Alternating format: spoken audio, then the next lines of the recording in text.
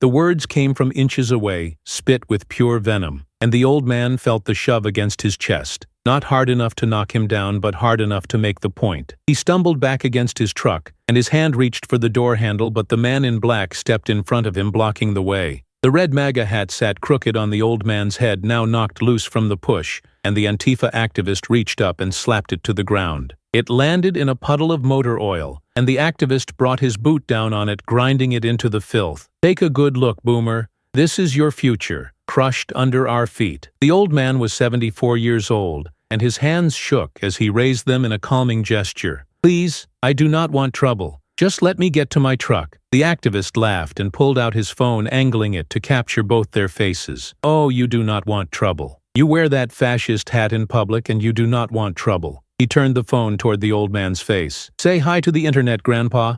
Tell everyone how you support racism and hatred." Around them, the hardware store parking lot stretched empty in the late afternoon heat. A few cars scattered here and there, but no people. No one to intervene. The activist had chosen his moment perfectly. He wore all black, like they always did. Black jeans, black hoodie, black mask, covering the lower half of his face. The Antifa logo was stitched onto his sleeve in red thread. He was maybe 25, and built thin but wiry with that manic energy that comes from absolute certainty in your own righteousness. His eyes burned with it. "Sir, please," the old man's voice cracked. "I am just trying to go home to my wife." "Your wife?" The activist moved closer, backing the old man against the truck door. "Does she know she married a Nazi? Does she know what that hat means? What it represents?" He jabbed a finger into the old man's chest. "People like you are the reason this country is falling apart. You vote for fascists. You enable white supremacy. You are a collaborator." The old man looked down at his hat lying in the oil slick. He had bought it 3 years ago at a rally. It meant something to him.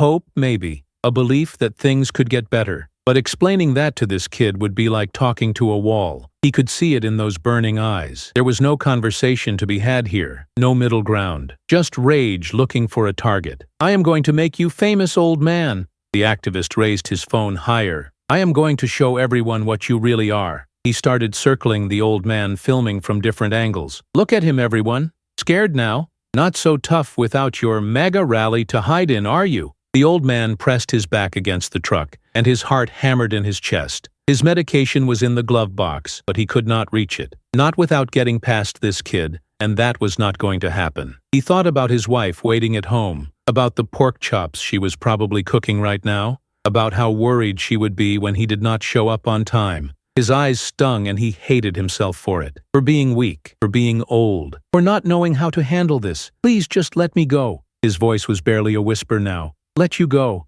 The activist stopped circling and came back to stand directly in front of him. "So you can go vote for more fascists. So you can go spread more hate." "No, I do not think so. I think you need to understand that your time is over. People like you do not get to just walk around anymore without consequences." The old man closed his eyes. He tried to breathe slowly the way his doctor had taught him, but his chest felt tight. Behind his eyelids he saw his son. Saw him as a boy learning to ride a bike. Saw him as a teenager working on that first motorcycle in the garage. Saw him grown now with the patches on his vest that meant he belonged to something bigger than himself. The old man had not understood it at first. The lifestyle, the club, but his son had tried to explain. "It is about family, Dad. About having each other's backs no matter what." The old man opened his eyes, and something had changed in them. The fear was still there, but underneath it was something else, something patient. He looked past the activist toward the parking lot entrance, and he said quietly, "You should walk away now, son,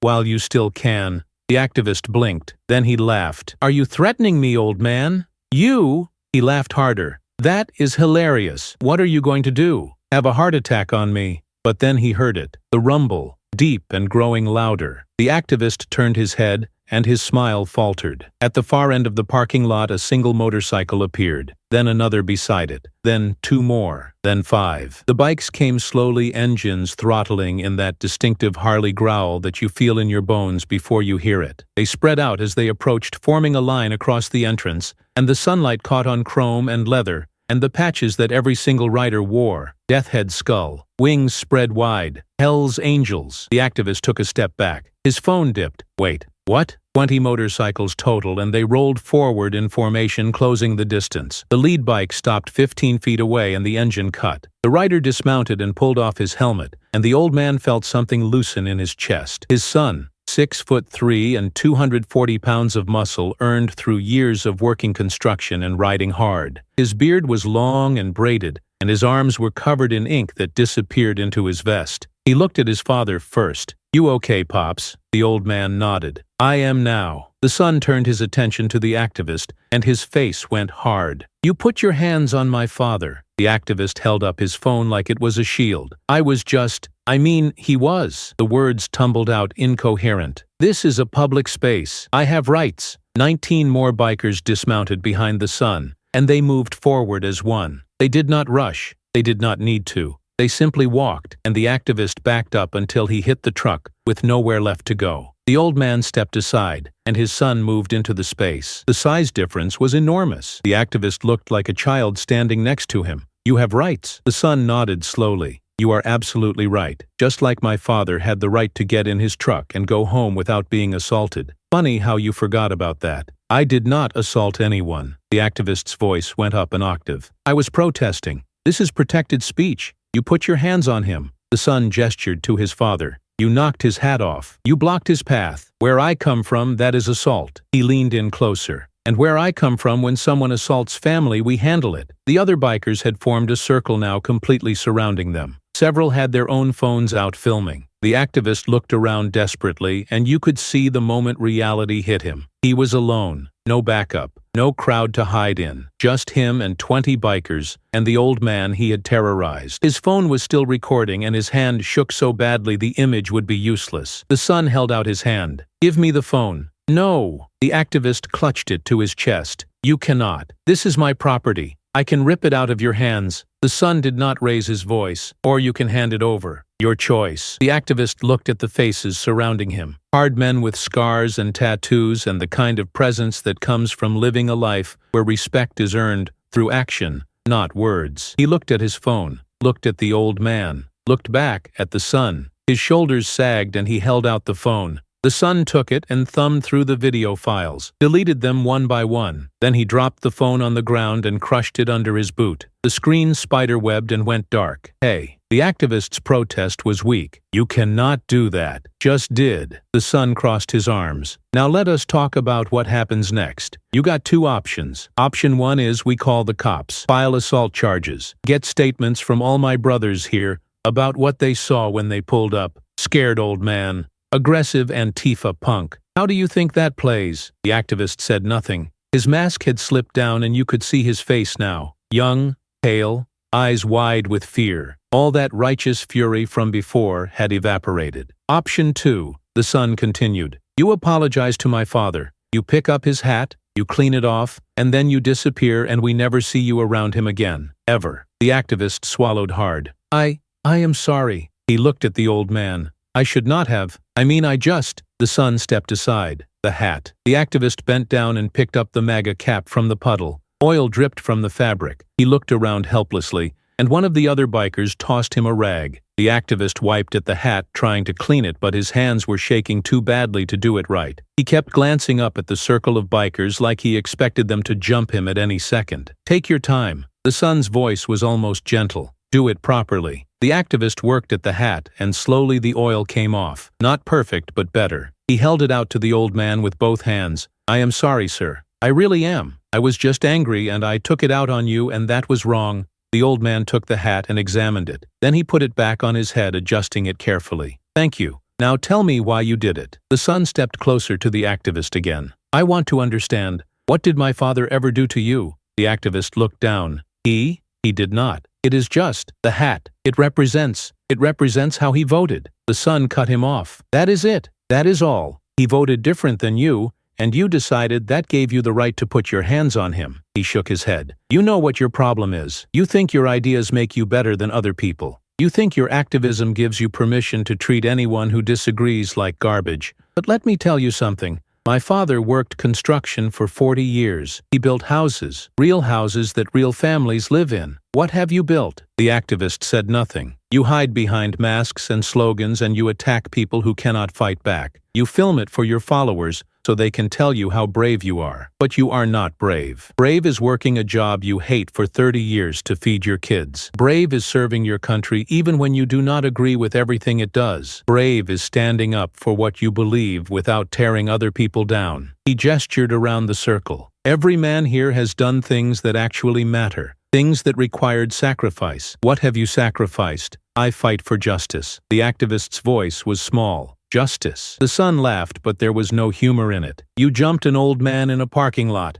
That is not justice. That is cowardice. He pointed at the old man. You want to know what real resistance looks like? My father grew up poor. Dirt poor. He enlisted at 18 and did 2 tours in Vietnam. Came home to nothing. No job. No support. People spitting on him for serving. And he did not complain. He did not burn anything down. He worked. He built a life. He raised a family. That is strength. That is resistance. Not whatever you think you are doing. The activist was crying now. Tears running down his face. I just wanted to make a difference. Then make one. The son's voice softened slightly. But not like this. You want to change the world? Fine. Run for office. Volunteer. Help people who actually need it. But terrorizing old men, that does not change anything. It just makes you feel powerful for 5 minutes. And then what? You go home and you are the same person you were before, except now you got this memory. This moment where you were cruel because you could be. Is that who you want to be? The activist shook his head. Then do better. The son stepped back. Now get out of here. And if I ever hear about you pulling something like this again, we will have a different conversation. Understand? The activist nodded frantically. He looked at the old man one more time. I really am sorry. Then he turned and walked quickly toward the edge of the parking lot. The circle of bikers parted to let him through and he broke into a run. Within seconds he was gone, sprinting down the sidewalk and disappearing around a corner. The son watched him go, then turned to his father. You sure you are okay, Pops? The old man smiled. I am fine, son. Better now. He looked at the assembled bikers. Thank you, boys. All of you. Family takes care of family, one of the other bikers said. The rest nodded. How did you know to come? The old man asked. I did not. The son grinned. We were heading to the clubhouse and I saw your truck as we passed. Figured I would swing by and say hi. Lucky timing. The old man shook his head. Not luck. Divine intervention. He clapped his son on the shoulder. Your mother is making pork chops. You hungry? Always. The bikers mounted up, and the old man climbed into his truck. His hands had stopped shaking.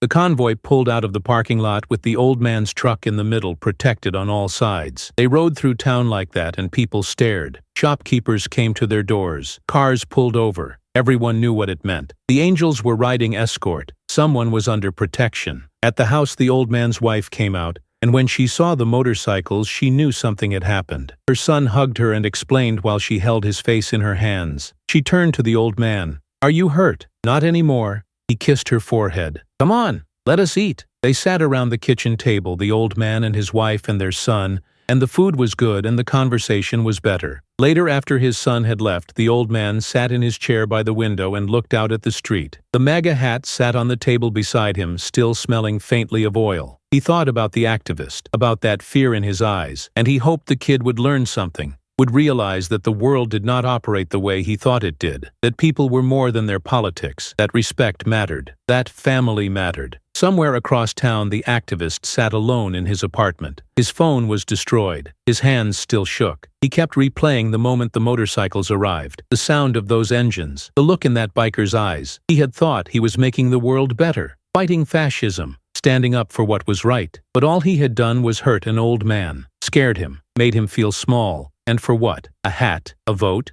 a difference of opinion. He put his head in his hands, and for the first time in years he questioned everything. Maybe he had been wrong. Maybe there was another way. Maybe strength was not about making others feel weak. Maybe resistance was not about tearing down but building up. Maybe he had a lot to learn. The night stretched ahead of him, long and dark, and full of questions he could not answer. But at least he was asking them, and that was a start.